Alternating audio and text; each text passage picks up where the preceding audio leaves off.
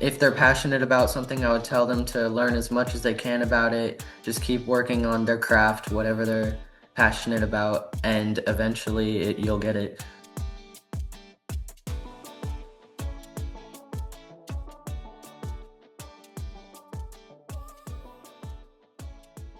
Hello and welcome to Fetch the Goodness. My name is Kelly Frazier and I am the producer of a show called Fetch the Goodness. And that's what we're going to be talking about here today. I don't know how many of you know this, but Fetch the Goodness was actually created by children for children.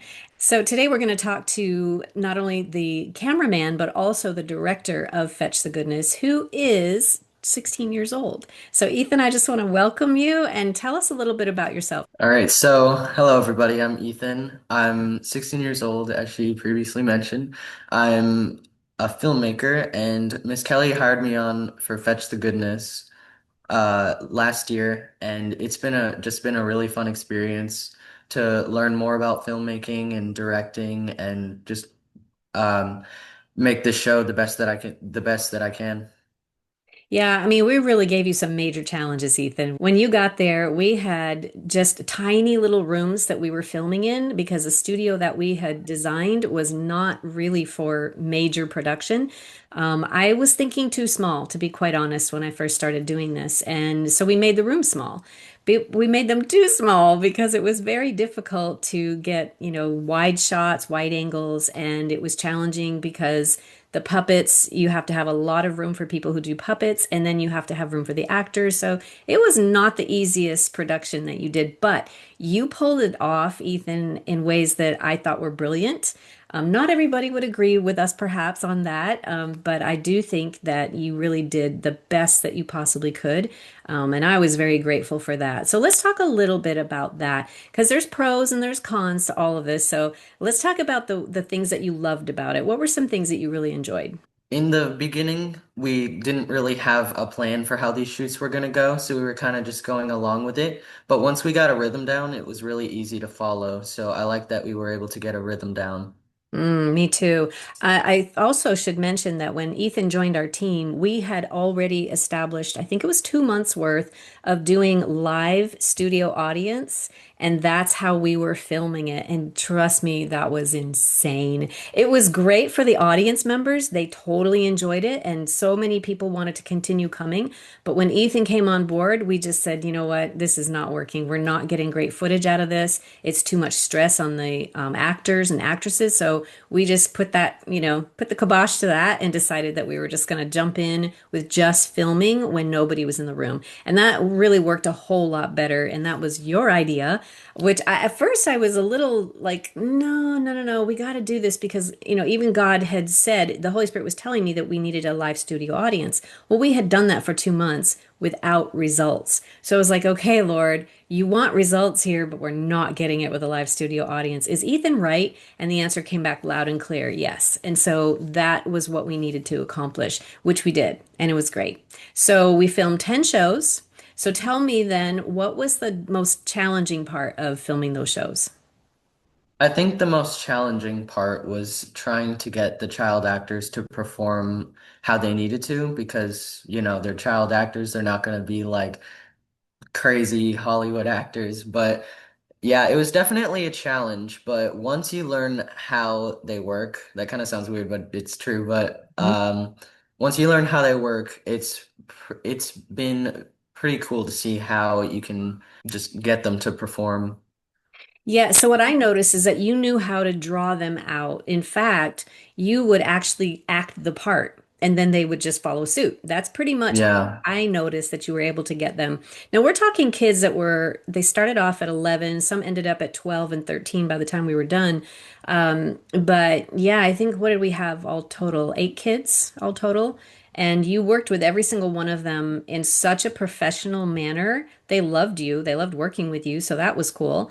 But I think that one of your gifts that you really developed and honed in on was getting the actors to really come out of their shell, because you had to come out of your shell in order to do it. And I saw that. I saw that growth in you, which was very, very cool. Tell us a little bit about the directing that you've already done, some of the awards that you've already won, and I know sometimes it's hard because you're like, oh, I don't want to boast. This isn't about boasting. This is truly about just share what it is, the gifts that God's placed on your heart. Because after we're done this interview, we're going to talk to your mom too about what it's like to live your dreams. Could you move your head just slightly so we can see what it says above your head? Says, dream it, wish it, do it. Dream it, wish it, do it. That is so powerful. And for me, as I've watched you and your mom interact with all of this, that's exactly what I've seen. I've seen that you have just like they, again, I'll use the word powerhouse. I feel like you just are a powerhouse for that, like the epitome of that. Like, when did you know that you wanted to be, first of all, a cameraman, and secondly, produce actual shows for yourself? So me and my brother started making little skits and videos telling stories on YouTube with our friends, and we started just with our phones. We would record each other doing stuff, and we would go into like the built-in video editors in your gallery and like put on different filters and effects. And I thought it was really cool how you could make it look how you want it to. So we downloaded a basic video editing software and I was playing around with it. I just thought it was really cool. We did some like basic VFX, like record a video and it automatically puts it on. So basically, throughout the next few years, I've just been keep making videos and films and editing and learning how to make it better. And once I started getting serious about it, I watched a ton of YouTube tutorials, learned really about what filmmaking is all about, which led me to make my first award-winning short film, Hidden Messages. A boy who loses his best friend and he has to come to terms with the fact that she's gone and he has to learn to move on, and God helps him through that in various ways. So we submitted that to a film festival, and that one we actually won by default because we were the only high school entry. But we submitted it to one or two more, and that one actually won one of them and got second place on a different one. So that was a really cool experience. And from then on, I've been making more short films. I made one called Flash Night about a boy who finds a flashlight that turns off lights when you point it at it. We submitted that to the South Carolina Young Filmmakers Project and won that one as well. So it's been pretty fun. I've made enough money from those contests to buy a new camera, so hopefully I can just continue to make better films. That is so awesome. What I love about this interview with you is that it's going to inspire other kids to do the same exact thing. And, do you think that it matters how old you are, or can you start pretty young? Yeah, you can definitely start as young as you want. All that matters is what you can make. Listen, if we can create enough value for people and they pick it up and look at it and say, wow, this is so good, they're going to share it with other people. And because they're going to share it with other people, that's where you begin to really use your gifts and hone in on your talents. And the fact that you have won these awards, and some of it has been a financial award, and that you've actually invested back into your calling. I just think this is amazing. I don't know another kid your age, to be quite honest. I know my daughter is a photographer, and she started like at 11 years old. I could see this gift develop in her, but I didn't know how to like pull it out of her, right? So we just kept encouraging her and buying her equipment and that kind of thing. But eventually, you have to start buying your own equipment, which is what you've done, and you're investing it back into your future career, I would assume. Yeah, this is something I'm really passionate about. I definitely want to do this for a living. That's so good. Now, correct me if I'm wrong. I think that you do some volunteer work for Dove Light Studios? Yeah, I had an internship for almost a year, I think. Okay. Tell us a little bit about that. What did you learn there? Um, I went in and I kind of watched him edit various things, and I learned a little bit about like how an editing software works called DaVinci Resolve. And a lot of those tools have helped me to, once I got DaVinci for myself, it's helped me to learn how that works and become comfortable with it. Nice. Did you do any filming for them, or was it just the editing part of it? It was mostly just editing. I did shadow them on a few of their projects, mostly some photo shoots. Well, I think what you have really retained from all the things that you've learned, because I've seen how you edited the videos that we shot. And by the way, Fetch the Goodness videos are now on 4 different networks, streaming platforms.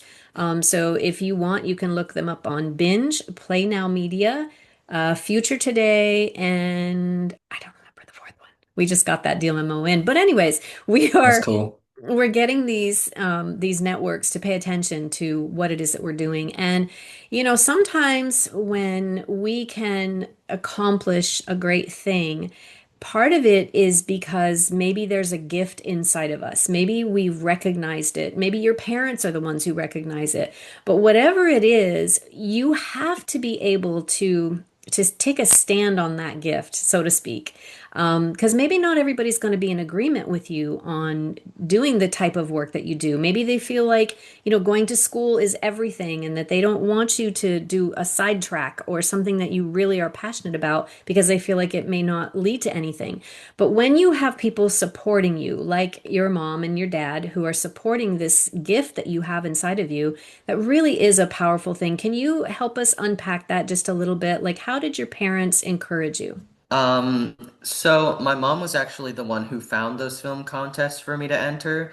She's just always trying to push me to make more films and get my work out there, and she's done everything she can to help me like sort of jump into the industry and advance my filmmaking. It's been really awesome. That's so good. I think everybody needs at least one person to support their passion and what they love to do, because that is going to help us move to the next level of whatever it is that God has for us. So, if you were to talk to an 8-year-old or a 9-year-old today on living out whatever they feel very, very excited about or very passionate about, what would you tell them? How would you inspire them to actually live that out? If they're passionate about something, I would tell them to learn as much as they can about it. Just keep working on their craft, whatever they're passionate about. And if this is something that they are good at, something they want to do, just keep working at it, and eventually you'll get it.